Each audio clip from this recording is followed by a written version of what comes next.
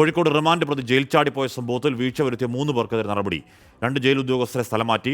ചുമതലയിലുണ്ടായിരുന്ന താൽക്കാലിക ജീവനക്കാരനെ പിരിച്ചുവിട്ടു. അഭിജിത്ത് മുഴക്കുന്ന വിവരങ്ങൾ ചെയ്യുന്നു. അഭിജിത്ത്, എന്താണ് സംഭവത്തിന്റെ പശ്ചാത്തലം?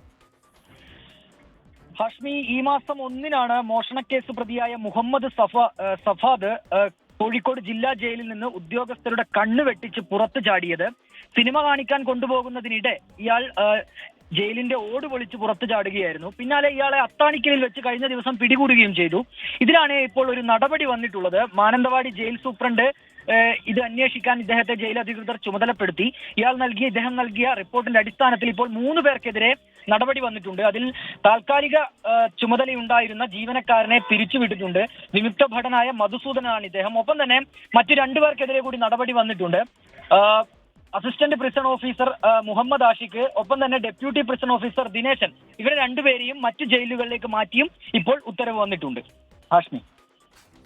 ഓക്കെ, അഭിജിത്ത് മുഴക്കുന്നതാണ് ആ വാർത്തയുടെ വിവരങ്ങൾ നൽകിയത്. വീഴ്ച വരുത്തിയ ഉദ്യോഗസ്ഥർക്കെതിരെയാണ് നടപടി. ഇയാളെ പിടികൂടിയെങ്കിലും